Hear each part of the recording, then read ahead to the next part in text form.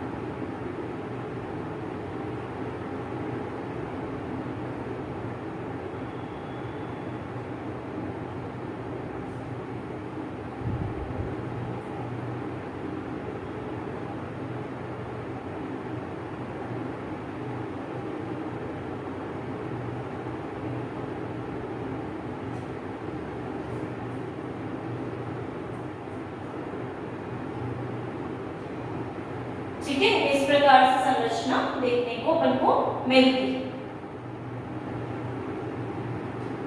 और इसके बाद जब हम संरचना देखेंगे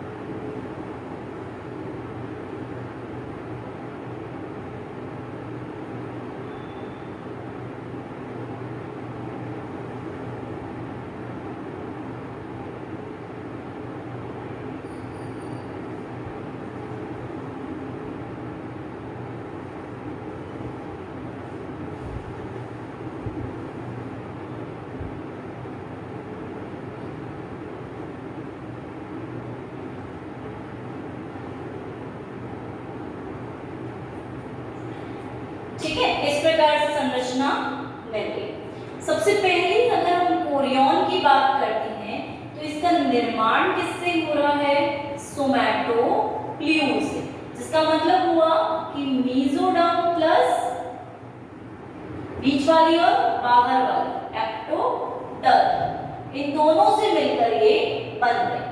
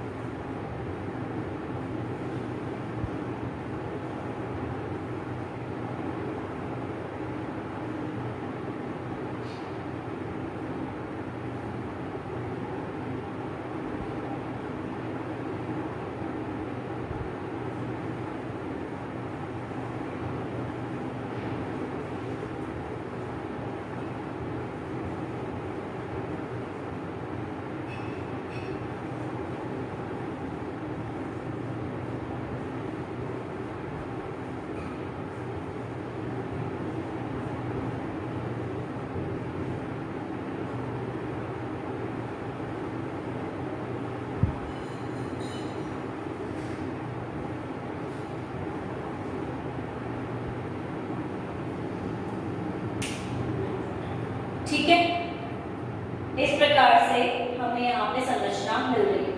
अब पहली बात ये कि यहाँ पर भ्रूण उपस्थित है। ठीक है, भ्रूण एम्ब्रियो यहाँ पर उपस्थित है, तो एम्ब्रियो में आगे वाला भाग क्या कहलाएगा? सिर वाला भाग, और पीछे जो होगा वो क्या कहलाएगा? टेल वाला भाग, पूंछ वाला भाग। ठीक है, अग्र भाग और पश्च भाग। तो इसी के आधार पर यहाँ पर सोमैटोप्ल्यूड लेयर द्वारा दो प्रकार के वलन देखने को मिलते हैं, फोल्ड्स देखने को मिलते हैं। उन्हें हम क्या बोलेंगे? हेड फोल्ड और टेल। ठीक है, हेड की इधर हो रहा है तो हेड फोल्ड, सिर वलन जिसे हम बोलेंगे, और पीछे हो रहा है तो पुच्छ वलन। ठीक है, इस प्रकार के दो वलन हमें यहाँ देखने को मिल रहे हैं। और ये जो डेवलपमेंट स्टार्ट होता है ये 30 आवर्स के आसपास शुरू हो जाता है।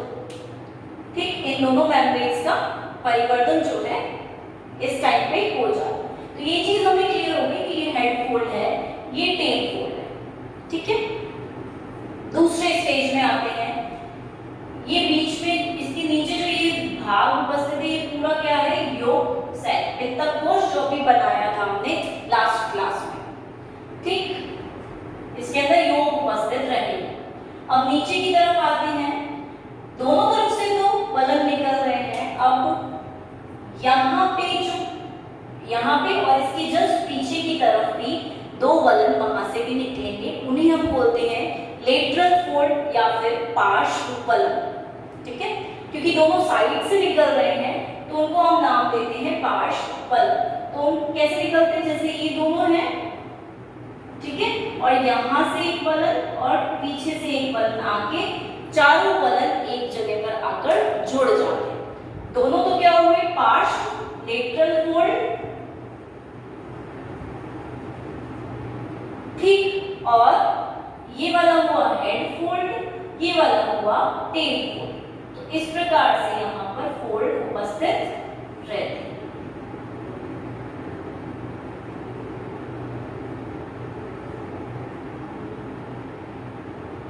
ठीक है, ऐसे फोल्ड्स यहाँ पर आते हैं।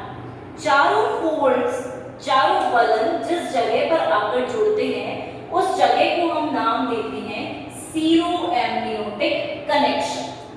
ठीक है, जिस जगह पर चारों वलन आकर जुड़ रहे हैं उस जगह को हमने नाम दिया है सीरो एमनियोटिक कनेक्शन या सीरो एमनियोटिक संयोजन, जहां पर सारे संयोजन कर रहे हैं, एक साथ आकर जुड़ रहे हैं।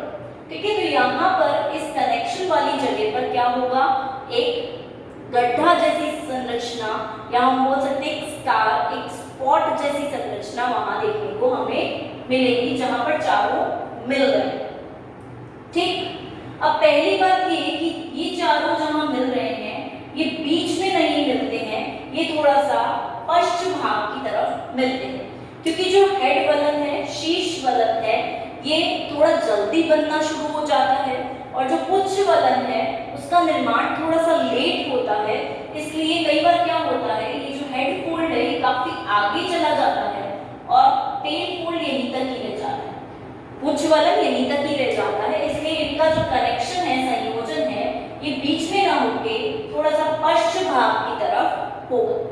ठीक, ये चीज हमें पता चली। दूसरी चीज, जब ये चारों आपस में आके मिल जाएंगे, हमने बोला एक स्कारमुमी संरचना, एक उभारमुमी संरचना हमें यहाँ देखने को मिलेगी। बाद में क्या होगा, ये कनेक्शन, ये संयोजन भाग जो है ये धीरे धीरे घुल जाएगा और ये स्कार, ये उभारमुमी संरचना यहाँ से हट जाएगी। ठीक है, ये उभारमुमी संरचना जो है यहाँ से हट जाएगी और हटने के बाद ये कैसा हो जाएगा, बिल्कुल स्मूथ हो जाएगा, वहां कोई उभार जैसी संरचना उपस्थित नहीं रहेगी। ठीक है, और अंदर वाला जो भाग होगा वो एमनियोन का निर्माण करेगा, बाहर वाला भाग कोरियोन का निर्माण करेगा। इस प्रकार से इन दोनों झिल्लियों का निर्माण हो जाता है, फॉर्मेशन हो जाता है। एक और चीज जो देखने को मिलती है कि एमनियोन और कोरियोन के बीच में जो गुहा उपस्थित होती है, कैविटी उपस्थित होती है, उसको हम नाम देते हैं सीरो एमनियोटिक कैविटी। और हम बोलते हैं भ्रूण और एमनियोन के बीच में जो गुहा उपस्थित होती है, उस गुहा का नाम है एमनियोटिक गुहा या एमनियोटिक कैविटी। इसके बीच में है एम्ब्रियो और एमनियोन लेयर के बीच में। ठीक, और इन्हीं के बीच में एक द्रव्य उपस्थित रहता है, उस द्रव्य को हम क्या बोलेंगे, एमनियोटिक फ्लूइड या फिर एमनियोटिक द्रव्य, क्योंकि एमनियोन के आसपास उपस्थित है इसलिए हम उसको नाम देते हैं एमनियोटिक द्रव्य। ये खाली नहीं होती, इसके अंदर द्रव्य भरा रहता है और ये द्रव्य किस नेचर का होता है, क्षारीय प्रकृति का होता है, बेसिक नेचर का ये द्रव्य उपस्थित रहता है। ठीक, ये चीज हमें क्लियर है। एक बार वापस से देख लेते हैं, सोमैटोफ्लूर से बन रहे हैं, मेसोडर्म और एक्टोडर्म दोनों मिलकर बना रहे हैं। हेड फोल्ड, टेल फोल्ड और दो पार्श्व वलन होंगे, एक जगह पर मिलेंगे, उसे सीरो एमनियोटिक संयोजन या कनेक्शन बोलते हैं। कनेक्शन बाद में घुल जाएगा और दोनों मेम्ब्रेन का निर्माण हो जाएगा। कोरियोन बाहर की तरफ बनेगी, एमनियोन अंदर की तरफ बनेगी और ये जो कनेक्शन है, संयोजन है, बीच में ना होके पश्च भाग की तरफ होता है। क्यों होता है ये मैं बता चुकी हूँ कि हेड फोल्ड का शीर्ष वलन जो है उसका डेवलपमेंट, उसका परिवर्तन पहले शुरू हो जाता है, इसलिए ये काफी आगे तक बढ़ जाती है। दूसरी बात, दोनों में कैविटी उपस्थित रहेगी। एमनियोन और कोरियोन के बीच में जो गुहा है उसे सीरो एमनियोटिक गुहा या कैविटी बोलेंगे। एमनियोन और एम्ब्रियो के बीच में जो गुहा है उसे हम बोलेंगे एमनियोटिक कैविटी। उसके अंदर जो द्रव्य रहेगा बेसिक प्रकृति का है, उसे हम एमनियोटिक द्रव्य या फ्लूइड कह सकते हैं। तो संरचना इस प्रकार से है, बाहर फोल्ड हुआ, दोनों आपस में मिल गए, ठीक है, बाहर वाली कोरियोन बना दी, अंदर वाली एमनियोन बना दी। तो इस तरह से इजी सी संरचना यहाँ बनती है। ये एम्ब्रियो होता है, ये योग से पित्तक कोश होता है, ठीक है, और धीरे धीरे इसकी जो साइज है पित्तक कोश की वो धीरे धीरे कम होती जा रही है। ठीक है, एक चीज और जो देखने को मिलती है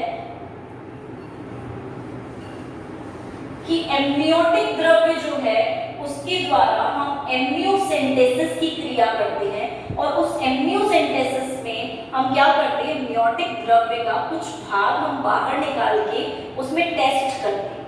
टेस्ट के द्वारा हम पता लगा सकते हैं कि भ्रूण में कोई विकार है क्या, कोई डिजीज जैसी संरचना वहां दिख रही है क्या, तो हम उसी हिसाब से उसे भ्रूण अवस्था में ही उपचार या ट्रीटमेंट दे सकते हैं। राइट, तो वो हमारे लिए सही होता है कि बड़ा होने के बाद अगर हम ट्रीट करें तो हो सकता है उसमें कुछ विकार ऑलरेडी हो तो वो आगे जाकर ट्रीट ना हो पाए, उसका उपचार ना हो पाए। तो उस अवस्था में हम एक बार चेक कर लेते हैं तो उससे आसान हो जाती है हमारे लिए चीजें काफी हद तक। तो ये तो इनका क्या है, परिवर्तन है, डेवलपमेंट है कि किस प्रकार से इनमें हो रहा है। अब दूसरी बात करेंगे हम इनके फंक्शन। इनके फंक्शन को हम अलग अलग पढ़ेंगे, फंक्शन एक समान नहीं हो सकता। कोरियन का फंक्शन देख लेते हैं सबसे पहले, इसके कार्य देखें। सबसे पहली बात तो ये कहाँ उपस्थित है, सबसे आउटर लेयर है, बाहर की तरफ उपस्थित है, तो ये कैसी होगी, प्रोटेक्टिव होगी। ठीक है, सुरक्षा प्रदान करेगी। किस किस से सुरक्षा प्रदान कर सकती है, बाहर के वातावरण से, एनवायरनमेंट से। ठीक है, वातावरण से सुरक्षा प्रदान करेगी। और वातावरण में कुछ भी परिवर्तन हो सकते हैं। ठीक है, जैसे सपोज ड्रॉट की, सूखे की कंडीशन आ जाती है तो उसमें सुरक्षा प्रदान करेगी। पीएच में चेंज हो जाता है तो वहां वो बचाकर रखेगी। टेम्परेचर, तापमान में चेंज आ जाएगा तो वहां पे वो उसका कार्य रहेगा बचाने का। इसके अलावा हम बोलते हैं सेलाइन, बाहर की तरफ काफी ज्यादा सॉल्ट उपस्थित रहेगा तो वहां पर उसे बचाएगी, तो एक तरह से प्रोटेक्शन प्रदान कर रही है। इसी के साथ जो भी एनिमी होगा, बाहर की तरफ जो शत्रु उपस्थित रहते हैं, उनसे भी सुरक्षा प्रदान करने में योगदान देती है, क्योंकि सबसे बाहर वाली ये झिल्ली है। ठीक, दूसरी बात, कोरियन जो है ये एलेक्ट्रॉइड्स के साथ मिलकर क्या करती है, श्वसन अंग की तरह कार्य करती है। ठीक है, रेस्पिरेटरी ऑर्गन की तरह कार्य करेगी और रेस्पिरेशन, श्वसन की क्रिया को करवाएगी। क्योंकि सबसे बाहर हम बोल रहे हैं कि ये उपस्थित है, तो सबसे बाहर एनवायरनमेंट के कांटेक्ट में, वातावरण के कांटेक्ट में कौन है, यही है। तो यही ऑक्सीजन को अंदर आराम से ला सकती है। ठीक है, इसे कोई प्रॉब्लम नहीं होगी, कोई भी प्रॉब्लम फेस नहीं करनी पड़ेगी। इसलिए कोरियन झिल्ली जो है वो आसानी से रेस्पिरेटरी अंग की तरह, श्वसन अंग की तरह कार्य कर सकते हैं। तो ये कार्य होते हैं हमारे कोरियन। दूसरा जो कार्य हमने देख लिया श्वसन का होता है, एक और कार्य इसमें ये होता है कि ये क्या करती है, स्पेस प्रोवाइड करती है एलेक्ट्रॉइड्स के फॉर्मेशन के लिए, जिसका साफ साफ मतलब हुआ कि ये एलेक्ट्रॉइड्स को बनने के लिए जगह प्रदान कर रही है, ताकि आसानी से एलेक्ट्रॉइड्स जो है वो वहां पर परिवर्तित हो सके और अपना फंक्शन, अपना कार्य कर सके। ठीक है, तो ये कोरियन के फंक्शंस रहेंगे। ठीक है, ये तीनों कार्य कोरियन करेगी। अब हम बात करते हैं एम्ब्रियन की। तो एम्ब्रियन के भी कुछ कार्य रहते हैं। सबसे पहली बात तो हम बोलेंगे कि ये इनर लेयर है, सबसे अंदर की तरफ उपस्थित है, भ्रूण से एकदम जुड़ी। ठीक है, एम्ब्रियो से अटैच्ड है, एम्ब्रियो के जस्ट बाहर है, इसलिए एम्ब्रियो से जुड़ी हुई है, अटैच्ड है। दूसरी चीज जो हमें यहाँ देखने को मिलेगी वो एम्ब्रियन में ये एक पॉन्ड की तरह कार्य करती है। क्योंकि हमने बोला, क्या बोला था हमने कि इसमें द्रव्य भरा रहता है। ठीक है, ये द्रव्य क्या करता है, एक तरल टाल की तरह, पॉन्ड की तरह भ्रूण के लिए कार्य करेगा और वहां पर उसे डेसिकेशन नहीं होने देगा। ठीक है, या जो हम बोलते हैं सूखे की कंडीशन होती है, ड्रॉट जैसी जो कंडीशन होती है, उनसे बचाकर रखेगा। ठीक है, सूखने नहीं देगा एम्ब्रियो को, उसे बचाकर रखेगा, इसलिए तरल टाल की तरह कार्य कर रहा है, पॉन्ड की तरह कार्य कर रहा है। सूखने वाली जो भी कंडीशन होगी उसमें प्रोटेक्शन प्रदान कर रहा है। तीसरी चीज प्रोटेक्टिव है, सुरक्षा प्रदान कर रहा है, क्योंकि जस्ट एम्ब्रियो के बाहर है, भ्रूण के बाहर है, तो सबसे ज्यादा सुरक्षा तो इसे यही प्रदान कर रहा है ना। चौथी चीज, एम्ब्रियो का जो हेड भाग है वो इसके अंदर डूबा रहता है, हम मान के चलते हैं। जो सिर वाला भाग है वो एम्ब्रियन के अंदर डूबा रहता है। ठीक है, तो इस भाग का वहां पर हम देखते हैं कि सिर वाले भाग में कहां पर अटैच है, एम्ब्रियन से जुड़ा हुआ है, वहां पर जो फ्लूइड है उसके अंदर धंसा हुआ है। ठीक है, और डेवलपमेंट कर रहा है। दूसरी चीज हम कि जब भी फ्रिक्शन होता है, ठीक है, जब भी फ्रिक्शन जैसी कोई क्रिया होती है, आपस में घर्षण हो सकता है, उससे भी ये क्या कर रही है, प्रोटेक्ट कर रही है, बचा रही है, ठीक है। उससे भी फ्रिक्शन घर्षण से भी ये झिल्ली जो होती है ये बचाकर रखती है, क्योंकि ये यहाँ पर क्या है, फ्लूइड है उपस्थित, द्रव्य उपस्थित है, तो द्रव्य के कारण वहां घर्षण होने नहीं देगी, ठीक है। दूसरी चीज ये भी बोलते हैं कि जब मसल्स का डेवलपमेंट होता है, जब मांसपेशियां बनने लगती हैं, उससे जस्ट पहले की बात हम करते हैं, उससे जस्ट पहले क्या होता है कि ये जो एम्नियोटिक द्रव्य है ये कॉन्ट्रैक्शन करता रहता है, हिलता रहता है, और उसके कारण एम्ब्रियो में तरंगे जाती रहती है, ठीक है। एम्ब्रियो जो है वो फंक्शन करता रहता है, तो हम बोलेंगे कि इसके अंदर जो द्रव्य है उपस्थित रहता है, वो क्या कर रहा है, कॉन्ट्रैक्शन कर रहा है, उस कॉन्ट्रैक्शन के कारण तरंगे जा रही हैं एम्ब्रियो तक, और उसके कारण वो प्रॉपर्ली अभी तक फंक्शन कर रहा है, मतलब मसल्स की तरह यहाँ पर वो कार्य करेगा, मांसपेशियों की तरह कार्य करेगा। दूसरी बात हम ये भी करते हैं यहाँ पे कि जो एल्ब्यूमिन उपस्थित रहता है, ठीक है, उस एल्ब्यूमिन के एब्जॉर्प्शन का कार्य, अवशोषण का कार्य भी इसका रहता है। एल्ब्यूमिन को अवशोषित करने का कार्य भी एम्नियन लेयर करती है। तो इस तरह से एम्नियन के ये कुछ फंक्शंस हैं जो ये कार्य करती है उसके हिसाब से। अब हम बात कर लेते हैं तीसरी झिल्ली की, जिसे हम बोलते हैं एलिमेंट्स। तीसरी इसलिए बोल रहे हैं क्योंकि दो को हम एक साथ पढ़ चुके हैं, है ना, दोनों का परिवर्तन एक साथ देख चुके हैं। अब आती है हमारी एलेंटॉस। इसका परिवर्तन देख लेते हैं किस तरह से होता है।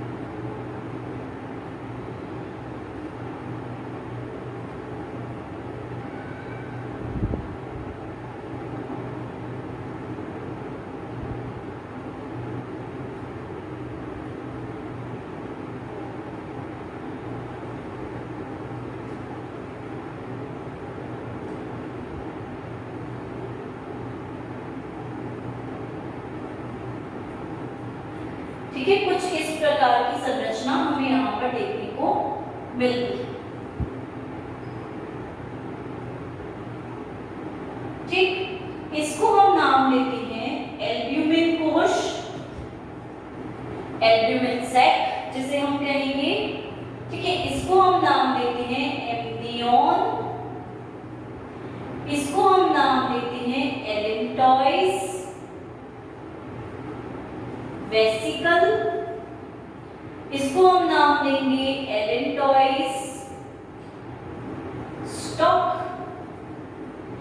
ये है हमारा योग सैक, पित्तकोश, ये है हमारी बाहर वाली कोरियन, ये है भ्रूण एम्ब्रियो,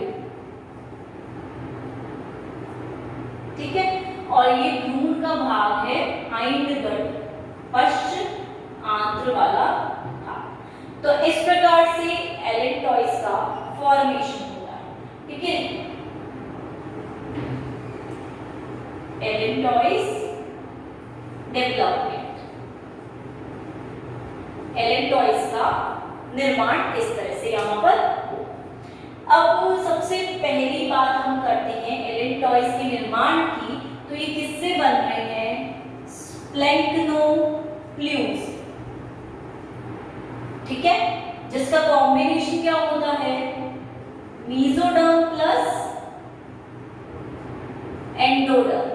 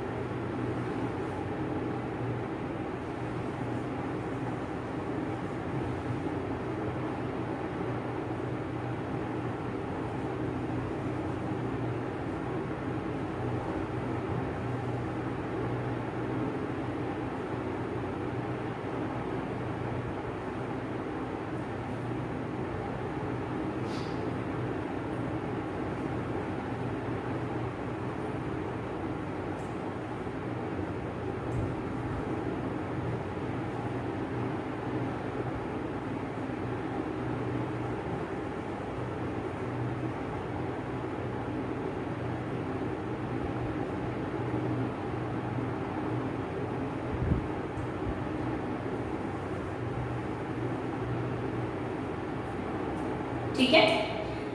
अब यहाँ देखते हैं स्प्लैंक्टोफ्लूस, ठीक है। पहले बोल दिया हमने ये दो लेयर से मिलकर बन रहा है, मेसोडर्म और एंडोडर्म भाग से मिलकर बनेगा, ठीक है। एंडोडर्म इसलिए क्योंकि ये अंदर की तरफ उपस्थित रहती है और इन दोनों के कॉम्बिनेशन को हम स्प्लैंक्टोफ्लूस कहते हैं। दूसरी चीज, जब ये बनती है तो इन दोनों से बन रही है हमें पता है, लेकिन ये कहाँ से बनेगी? भ्रूण के पश्च भाग से इसका निर्माण होगा। इसका फॉर्मेशन कहाँ होगा? भ्रूण के पोस्टीरियर भाग से, लास्ट वाले भाग से, ठीक है, जिसको हम बोलते हैं हाइंडगट या पश्च आंत्र, वहां से इसका निर्माण होगा। तो ये चीज हमें क्लियर है कि यहाँ से ये बन रही है। अब ये भाग एलेक्टॉइस भाग जो है ये दो भाग में विभक्त होता है। सबसे पहले तो जो पास वाला भाग है जिसे हम प्रॉक्सिमल भाग कहते हैं, P मतलब प्रॉक्सिमल, P मतलब पास वाला भाग, ठीक है। तो प्रॉक्सिमल भाग कहलाता है, ये यहाँ से पश्च आंत्र से निकलता हुआ आगे की तरफ बढ़ता है, ठीक है। इसे हम एलेक्टॉइक वृत्त भी कहते हैं कि ये एलेक्टॉइस का स्टॉक भाग है, वृत्त भाग है, ठीक है। दूसरा भाग कहलाता है एलेक्टॉइस वेसिकल, ठीक है, एलेक्टॉइस आशय, जो कि मोस्ट ऑफ द कोरियन के भाग को कवर कर रहा है, ठीक है। देख लो ये इतना सा भाग स्टॉक वृत्त वाला भाग है, बाकी कोरियन के अंदर की तरफ पूरी तरफ यही फैला हुआ है। तो वेसिकल भाग है, थैलेनुमा संरचना है, हम लोग बोल सकते हैं कि बैग लाइक स्ट्रक्चर यहाँ पर है, थैलेनुमा संरचना देखने को मिल रही है वेसिकल की, और ये कोरियन के अंदर की तरफ उपस्थित है पूरी तरह। तो हम बोल सकते हैं कोरियन ने इसे स्पेस दी है, इसे जगह प्रदान की है ताकि ये आसानी से पूरी तरह फैल सके, ठीक है। और हम बोलते हैं यहाँ पर मोस्ट ऑफ द भाग वेसिकल का ही है, सिर्फ इतना सा भाग वृत्त भाग कहलाएगा, ठीक। और योग सेट जो है यहाँ तक आते आते काफी कम हो चुका है, काफी छोटा हो चुका है, जिसका मतलब हुआ कि भ्रूण का निर्माण जो है वो काफी हद तक काफी ज्यादा हो चुका है, राइट। इसलिए हम इस भाग को इस तरह से देखते हैं। दूसरी चीज जो हमें यहाँ पर देखने को मिलती है वो ये है कि वेसिकल भाग भ्रूण से दूर की तरफ जा रहा है, इसलिए हम इसको नाम देते हैं डिस्टल ठीक है, डिस्टल भाग है एलेंटॉइस का। डिस्टल मतलब दूर, ठीक है, डी से डिस्टल, डी से दूर, ठीक है। प्रॉक्सिमल पास वाला भाग, डिस्टल दूर वाला भाग, जो कि दूर की तरफ जा रहा है भ्रूण से, ठीक है। ये चीज हमें क्लियर है। अब यहाँ पर क्या होगा, एल्ब्यूमिन उपस्थित है, तो वहां पे ऊपर की तरफ एल्ब्यूमिन कोश को भी कवर कर लिया जाएगा। और एक एल्ब्यूमिन कोश को कवर कौन कर रहा है, कोरियन लेयर। कोरियन जो है वो एल्ब्यूमिन कोश को भी बाहर से ढक देती है, सैक को, एल्ब्यूमिन को इसके अंदर उपस्थित रखती है, ठीक। अब एक और चीज जो यहाँ देखने को मिलेगी हमें वो ये है कि क्योंकि ये पूरे कोरियन भाग में फैली हुई है, पूरे कोरियन भाग में डिस्ट्रीब्यूटेड है एलेंटॉइस, तो इसमें हम ये बोल सकते हैं कि नॉर्मली इसका कार्य, क्योंकि ये कोरियन के साथ मिलकर श्वसन अंग की तरह कार्य कर रही थी, हमने बोला था, तो इसका कार्य क्या रहेगा, श्वसन का ही कार्य ये करेगी, ठीक है। श्वसन, रेस्पिरेशन को ये हेल्प करेगी करने। दूसरी चीज ये कि जब हैच होगा अंडा, ठीक है, भ्रूण बाहर की तरफ निकलेगा, तब ये एलेंटॉइस वेसिकल बहुत ज्यादा सिकुड़ जाएगी और वहीं पर उस एग शेल के साथ ही अटैच्ड रहेगी, वहीं पर जुड़ी रह जाएगी, वहीं पर उसकी उपस्थिति रह जाएगी, ठीक है। तो और स्टॉकनोमी संरचना जो है वो यहाँ से हट जाएगी, भ्रूण के पास से रिमूव हो जाएगी। तो इस तरह से एलेंटॉइस की संरचना और इसका परिवर्धन, डेवलपमेंट होता है। जब हम इसकी बात कर रहे हैं तो इसके फंक्शन की भी बात करते हैं, और इसका फंक्शन क्या होता है देख लेते हैं, देखिए इसका क्या कार्य रहता है। सबसे पहला कार्य हम बोल रहे हैं कि एलेंटॉइस जो है वो हमारी कोरियन के साथ मिलकर, बाहर वाली जो झिल्ली है उसके साथ मिलकर किसका काम कर रही है, श्वसन अंग का कार्य कर रही है, ठीक है, रेस्पिरेटरी ऑर्गन की तरह कार्य कर रही है, जिसका मतलब हुआ कि O2 को अंदर की तरफ ला रही है, CO2 को बाहर भेज रही है, ऑक्सीजन और कार्बन डाइऑक्साइड का एक्सचेंज करा रही है, दोनों में विनिमय क्रिया करवा रही है, और ये दोनों अंदर और बाहर की तरफ यहां से आसानी से जा रहे हैं, ठीक।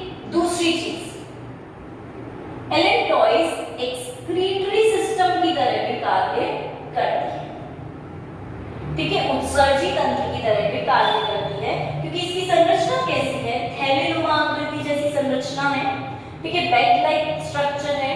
तो इसकी तरह कार्य करके ये कैसे कार्य करेगी, एक यूरिनरी ब्लैडर, यूरिनरी ब्लैडर जिस तरह वर्क करता है, हमारे अंदर मूत्राशय जो होता है वो जिस तरह से वर्क करता है, क्या करता है, वो यूरिन को इकट्ठा करके रखता है, आशय है तो इकट्ठा करके रखता है, वही काम यहाँ पर एलेंटॉइस का होता है, वही कार्य ये करती है। ये भ्रूण अवस्था में इनका जितना भी नाइट्रोजन वेस्ट होगा, ठीक है, नाइट्रोजन जो वेस्ट होगा, चाहे वो यूरिक एसिड के फॉर्म में हो, उसे ये इकट्ठा करके रखेगी, और जब एग हैच हो जाएगा, बाहर भ्रूण निकल जाएगा डेवलप होके, तो वो वहीं पर अटैच रहेगी और वहां से सारे सब्सटेंसेस को बाहर निकाल देगी, जितने भी पदार्थ है वहां से बाहर निकाल देगी, ठीक है। और ये वाला भाग भ्रूण के अंदर ही एब्जॉर्ब हो जाएगा, अंदर ही ले लिया जाएगा। तीसरा कार्य एलेंटॉइस का जो होता है वो हम बोलते हैं कि एल्ब्यूमिन के अवशोषण में भी ये कार्य करता है, एल्ब्यूमिन के एब्जॉर्प्शन का कार्य भी इसका रहता है। तो हमें पता चल गया ये किस तरह कार्य कर रहे हैं, श्वसन तंत्र की तरह, उत्सर्जी तंत्र की तरह, और एल्ब्यूमिन के अवशोषण में भी यहाँ से ये कार्य कर। तो ये हमारी 4 प्रकार की अतिरिक्त भ्रूणीय झिल्लियां थी। कोरियन सबसे बाहर जो उपस्थित है, एम्ब्रियन जो भ्रूण के जस्ट बाहर की तरफ उपस्थित है, एलेंटॉइस जो कि भ्रूण के पश्च भाग से निकल रही है, और योग सैक, पित्तक कोश जो कि भ्रूण से बीच वाले भाग से जुड़ी। इनके सबके अलग अलग कार्य हैं और उनके आधार पर हम इन्हें देखते हैं। दूसरी चीज ये कि इन अतिरिक्त भ्रूणीय झिल्लियों को हमने देखा कि ये भ्रूण के डेवलपमेंट में, परिवर्धन में कार्य नहीं करते। इनका कार्य रहता है सिर्फ परिवर्धन में हेल्प करना, कि किस तरह से परिवर्धन के समय पर